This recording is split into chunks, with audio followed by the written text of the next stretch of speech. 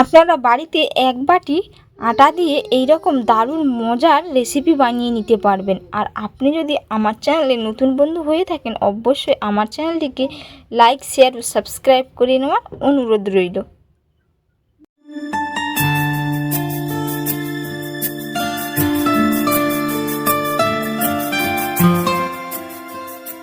আমি এখানে এক বাটি আটা নিয়েছি।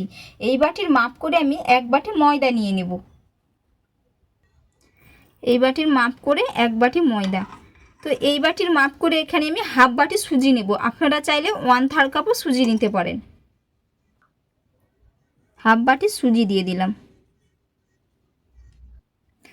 এবার এর মধ্যে আমি পরিমাণ মতো লবণ দিয়ে দিব। আর বন্ধুরা, পুরো ভিডিওটা দেখার জন্য আপনাদের কাছে অনুরোধ রইল, পুরো ভিডিওটা দেখতে থাকুন। আশা করি আপনাদের ভালো লাগবে। খুবই সহজ এবং সিম্পল একটি রেসিপি। এর মধ্যে আমি হাফ চামচ বেকিং পাউডার দিচ্ছি। আপনারা চাইলে বেকিং সোডা দিতে পারেন, এর হাফ। খুব ভালো করে সমস্ত উপকরণগুলো মিশিয়ে নিয়েছি। এবার আমি একটি ডো তৈরি করে নেব।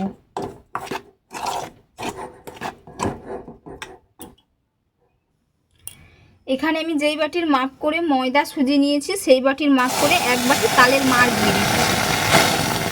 তো বন্ধুরা, তালের মাড়টা আমি আগে থেকে জাল করে রেখেছি। তালের মাড় কীভাবে বের করতে হয় সেটা আপনারা অবশ্যই সবাই জানেন, তো আমি আপনাদের আর দেখালাম না।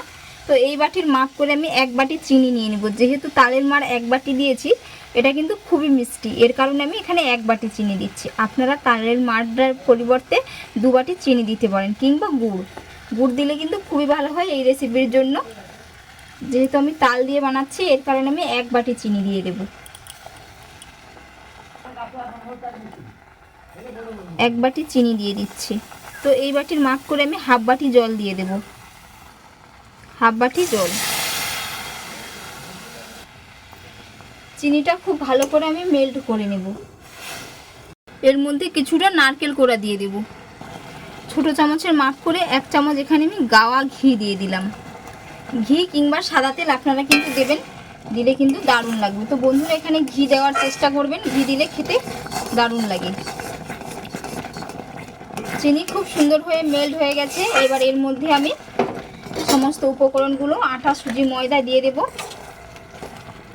এইভাবে নাড়তে থাকবো যাতে না দলা থেকে যায়। অল্প অল্প করে দিতে থাকবো আর এইভাবে নাড়তে থাকবো। কিছুটা ঠান্ডা করে নিয়েছি। এই যে আঙুল সইছে এরকম উষ্ণ গরম থাকবে। এবার আমি ভালো করে একটু হাত দিয়ে ঠেসে নেব। এর জন্য হাতে একটু ঘি লাগিয়ে নিয়েছি। এরকমভাবে হাত দিয়ে ভালো করে ঠেসে নেব।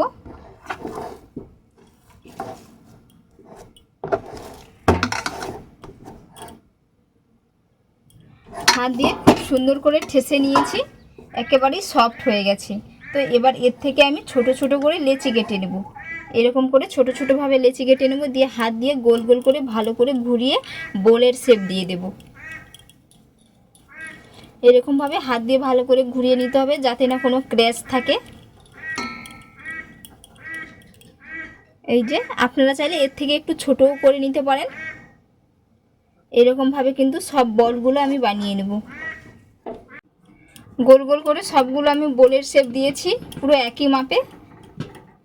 দেখতে কত সুন্দর দেখাচ্ছে। এবার এগুলো আমি একটু হাত দিয়ে চাপটা করে নেব। সমস্তগুলো বানিয়ে নিয়েছি। উপর থেকে কয়েকটা সাদা তিল ছিটিয়ে নিচ্ছি। সাদা তিল আপনারা ডো তৈরির সময়ও দিতে পারেন, তখন দিলে কিন্তু খুবই ভালো হয়। তো এইরকমভাবে একটু চ্যাপটা করে নিতে হবে। এইরকমভাবে আস্তে আস্তে প্রেস করে চাপটা করে নিতে হবে। এই যে এরকমভাবে খোলা পাতার উপরে রেখে, বা পাতা না থাকলেও এরকম কোনো প্লেট কিংবা থালার উপরে রেখে এরকম করে প্রেস করে দিতে হবে। এই যে এরকমভাবে কিন্তু সবগুলো আমি এক এক করে বানিয়ে নেব।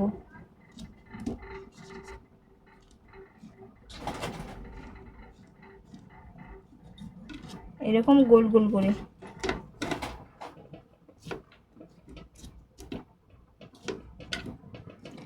বন্ধুরা, সাদা তিল দিলে দেখতে ভালো দেখায়, খেতেও দারুণ লাগে, এর কারণে দিয়েছি। আপনাদের বাড়িতে যদি না থাকে আপনারা এটা নাও দিতে পারেন।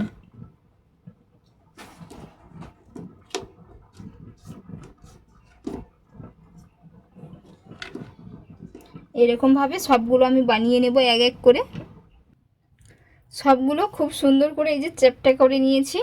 এবার আমি এগুলো কড়াইতে তেল দিয়ে ভেজে নেব। তেলটা ভালো করে গরম করে নেব।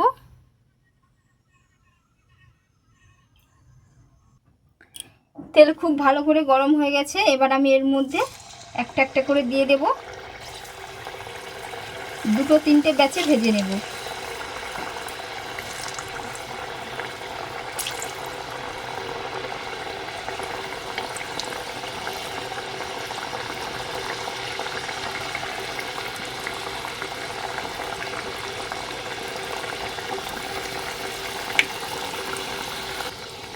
এক পিঠ হয়ে গেছে, আর এক পিঠ আমি উল্টে নেব। তো বন্ধুরা চুলার ফ্লেমটাকে এই অবস্থায় কিন্তু লো টু মিডিয়ামে রেখে ভেজে নিতে হবে। খুব বেশি হাই হয়ে গেলে পুড়ে যাবে সব পিঠেগুলো।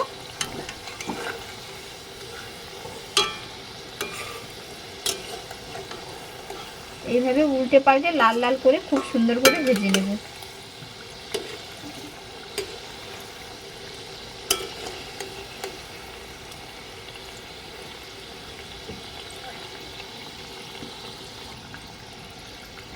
এইভাবে উল্টে পাল্টে খুব সুন্দর করে ভেজে নেব। আর পিঠেগুলো কত সুন্দর ফুলে গেছে, এই যে এরকমভাবে কিন্তু ফুলে ফেপে যাবে। টাইম কিন্তু 5 থেকে 7 মিনিট টাইম লেগে যাবে ভাজতে।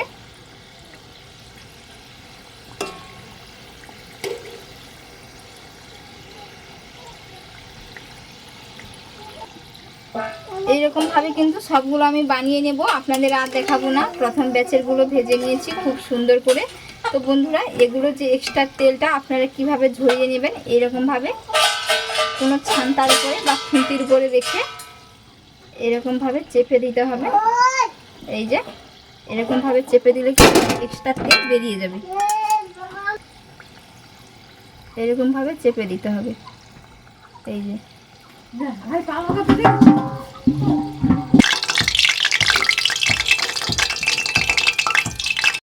সমস্ত পিঠেগুলো আমি ভেজে নিয়েছি। আর কতটা সুন্দর হয়েছে দেখে নিশ্চয়ই আপনারা বুঝতে পেরেছেন। পিঠেগুলো কিন্তু খুবই সফট হয়েছে। এই যে তো বন্ধুরা আজকের রেসিপি আপনাদের কেমন লাগলো অবশ্যই কিন্তু আপনারা কমেন্ট করে জানাবেন, এবং বাড়িতে এইরকমভাবে একবার বানিয়ে খাবেন। খেতে পুরো অসম্ভব মজার হয়।